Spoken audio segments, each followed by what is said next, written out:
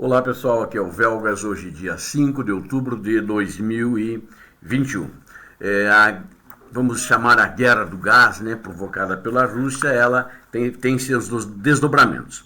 Mas eu quero começar falando inicialmente das relações de Hungria com a Ucrânia, que vamos dizer assim, desde o século XI, passando pelo século XIII até uns 100 anos atrás, e mesmo durante o governo soviético, elas eram geralmente amigáveis, né? A gente pode falar assim.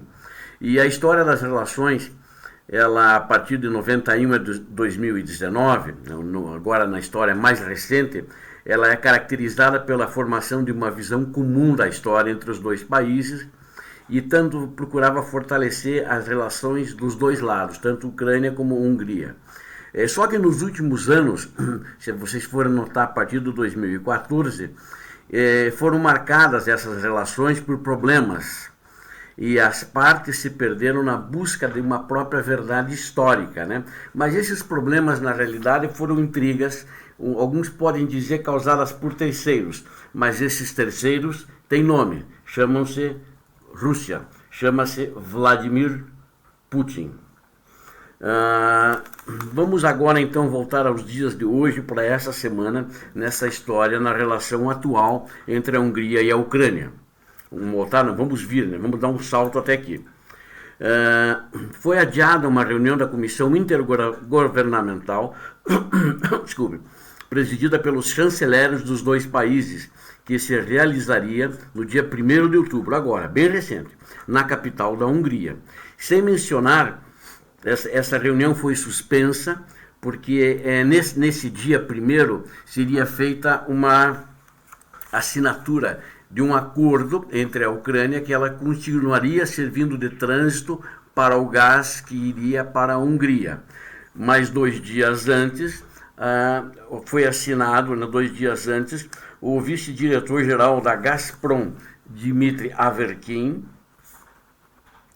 ele assinou com o CEO do Hungarian MVM Group um novo contrato de gás por 15 anos, deixando a Ucrânia de lado. Então, segundo essa assinatura desse acordo, a Hungria deve receber 4,5 bilhões de metros cúbicos de gás por ano da Rússia, o que representa cerca de metade das necessidades totais do país. Mas a chave não é isso. O fato de que, sob o novo acordo, o gás natural irá para a Hungria, contornando a Ucrânia, ou seja, não vão mais usar o gasoduto ucraniano. Ele vai através da Áustria e da Sérvia, e vai ser uma continuação, vamos chamar assim, do ramal turco, né? Esse ramal turco que leva diretamente também da Rússia para a Turquia, já existe esse ramal, o gás para a Turquia. Então eles vão contornar passando pela Turquia, indo através da Áustria e da Sérvia. Os lados húngaro e russo vêm preparando esse contrato com nova logística para contornar a Ucrânia desde o ano passado, até onde eu soube-se agora. Mas assinaram 2 dias antes desta 5ª reunião da Comissão Intergovernamental Conjunta de Cooperação Econômica, porque ela é presidida pelo ministro de Relações Exteriores da Hungria, Péter Szijjártó, e Dmytro Kuleba, da Ucrânia, presidida por esses 2 ministros.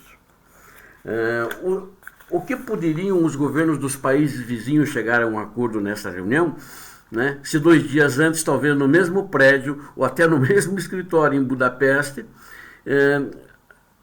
a Hungria concordou que a Ucrânia perderia o trânsito de 4 bilhões de metros cúbicos em seu território. E isso desde 2014. Não é uma questão de dinheiro, mas acho que a Ucrânia fez bem em cancelar a reunião e colocar uma série de questionamentos, mas isso, na minha opinião, na minha avaliação, já é uma questão de segurança da Ucrânia e proteção da Ucrânia contra o avanço da agressão russa. Então é natural que Kiev tenha anunciado uma diligência e adiado a reunião da comissão. Mas também perguntou à Comissão Europeia sobre a conformidade do novo acordo húngaro-russo sobre o gás com a legislação energética europeia.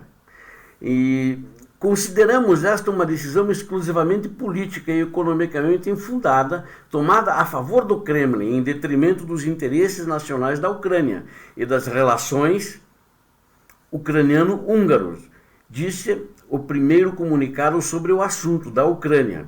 A reação de Budapeste não tardou a chegar. Houve apelos de embaixadores, ameaças de bloquear novamente o caminho da Ucrânia para a OTAN. Quem fez essa ameaça foi a Hungria, porque ela faz parte da OTAN, ela pode tentar vetar o caminho da Ucrânia para a OTAN. E declarações emocionantes de ambos os lados, uma espécie de clássico das relações entre Budapeste e Kiev. Até o primeiro-ministro Viktor Orbán reagiu ao escândalo durante uma viagem de trabalho à República Tcheca na quarta-feira. O Viktor Orbán, ele é o primeiro-ministro da Hungria.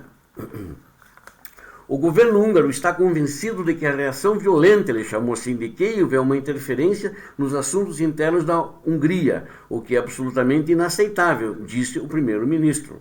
Além disso, o ministro das Relações Exteriores da Hungria, o Péter Szijjártó, admite que, devido ao novo contrato húngaro-russo, seu país também perderá dinheiro com o trânsito do gás russo, porque da Ucrânia este gás chegará à Hungria, vai para a Turquia, vai para a Croácia e alguns outros países através dos Balcãs. Então, por que Budapeste concordou com esse contrato? É uma pergunta que eu coloco aqui, poderia ser mais caro, e vamos dizer assim, olhando assim à primeira vista, é uma resposta que eu dou na minha avaliação, que por que ele colocou essa... isso é uma etapa que contradiz os planos anteriores do país, inclusive, né? Recorde-se que até recentemente Budapeste procurava reduzir quase ao mínimo a dependência de gás russo, em troca de suprimentos da Romênia, graças ao novo campo no Mar Negro de 40 a 200 bilhões de metros cúbicos de gás, e ela planejava então desenvolver com a americana Exxon e chegou a assinar um acordo com os Estados Unidos para fornecimento de gás natural de que é feito por meio do terminal da GNL na Croácia, na ilha de Krk, que está em operação desde o início desse ano. Em 2018, o próprio Viktor Orbán, que é o primeiro-ministro, chegou a falar sobre o fim do monopólio de gás da Rússia na Hungria e na Europa Central e Oriental. Em geral, embora não seja possível lidar com o gás romeno, será esta uma razão para Budapeste abandonar rapidamente a ideia de diversificar o fornecimento de energia e ficar dependente da Rússia por pelo menos 15 anos? Vale lembrar que o país é dependente do gás russo. Vocês vejam, olhem aqui, ó, entre 50% a 70% do gás, ele é dependente do gás russo. Há muito tempo isso. Enquanto o antigo contrato de gás húngaro-russo, assinado em 1995, na verdade, ele terminou em 2015 e ele era regularmente continuado e era modificado a nível intergovernamental todo ano, a cada 2 anos. E tinha assinado com a Ucrânia que esse trânsito da Ucrânia ainda iria até 2024. Como resultado, o governo do Viktor Orbán, da Hungria, chamou um novo contrato de longo prazo com a Gazprom. A Gazprom é a empresa estatal soviética, russa, digo, chamou de uma vitória histórica em condições gerais de imprevisibilidade e instabilidade.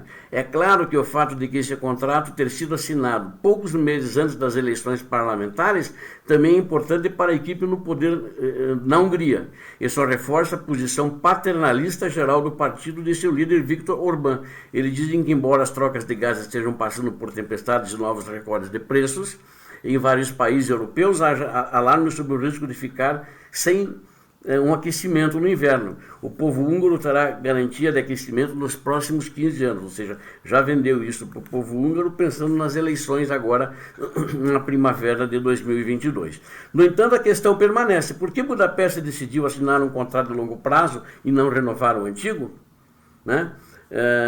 Especialmente porque, pelo menos, até como eu já disse agora, até 2024, havia garantias para o trânsito do gás russo pela Ucrânia. Não há dúvida de que o Kremlin ofereceu a Viktor Orbán um preço em que ele simplesmente não podia recusar, é o que eu penso. Né? Acho que outras pessoas na Europa também pensam nisso. Né? Eu não sou o único a pensar isso, mas mesmo em face de uma logística mais complexa, mesmo que os russos estejam perdendo dinheiro com isso. Eles fizeram isso dentro da estratégia deles de guerra híbrida contra a Ucrânia. Então, nessa situação, na véspera das eleições legislativas, decididas na primavera de 2022, ou seja, no final da atual temporada de inverno, o governo húngaro poderá até reduzir tarifas dos serviços públicos, o que deverá ter um impacto positivo nas classificações do partido do poder, ou seja, isso será ponto positivo para ele, para essas eleições que serão realizadas na primavera. Agora, mas será que a Ucrânia poderá? Tem uma dúvida que eu lanço aqui. Caso se prove o fato da violação do acordo, forçar a Hungria a ir rever o acordo com a Rússia? Exceto em termos de trânsito contornando a Ucrânia e sua restauração, também vai ser de interesse da Hungria isso? Eu acredito que não vai ser mais de interesse da Hungria. O estrago já foi feito.